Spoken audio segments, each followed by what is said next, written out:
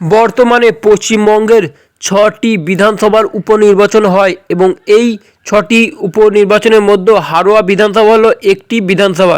তো এই হারোয়া বিধানসভায় কোন দল কাকে প্রার্থী করেছে এবং কোন প্রার্থী কতগুলিকে ভোট পেয়েছে এবং কত ভোটে হেরেছে তা আমরা এই ভিডিওতে বিস্তারিত তুলে ধরব। তো প্রথমেই হচ্ছে নির্দল প্রার্থী থেকে দাঁড়িয়েছে এসকে আজিমউদ্দিন। তিনি ভোট পেয়েছে ১,৬২২টি, মানে তিনি ১,৫৫,৪৫০ ভোটে হেরে গেছে।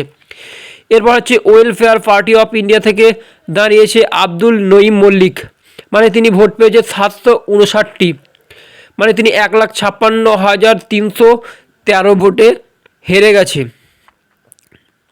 এরপর হচ্ছে ইন্ডিয়ান ন্যাশনাল কংগ্রেস থেকে দাঁড়িয়েছে হাবিব রেজা চৌধুরী।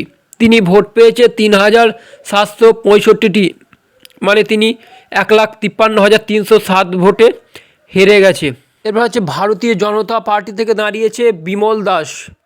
তিনি ভোট পেয়েছে ১৩,৫৭০টি, মানে তিনি ১,৪৩,৫০২ ভোটে হেরে গেছে এবং তিনি তৃতীয় র্যাঙ্কে দাঁড়িয়েছে এবং তিনি তৃতীয় নম্বরে র্যাঙ্ক করেছে। এরপর হচ্ছে অল ইন্ডিয়া সেকুলার ফ্রন্ট বা আইএসএফ থেকে দাঁড়িয়েছে পিয়ারুল ইসলাম। তিনি পেয়েছে ২৫,৬৮৪টি ভোট, মানে তিনি ১,৩১,৩৮৮ ভোটে হেরে গেছে। এরপর হচ্ছে অল ইন্ডিয়া তৃণমূল কংগ্রেস থেকে দাঁড়িয়েছে এসকে রবিউল ইসলাম। তিনি পেয়েছে ১,৫৭,০৭২টি ভোট, মানে তিনি ১,৩১,৩৮৮ ভোটে জিতে গেছে। তো হারোয়া বিধানসভার উপনির্বাচনে এই ছিল আজকের ফলাফল।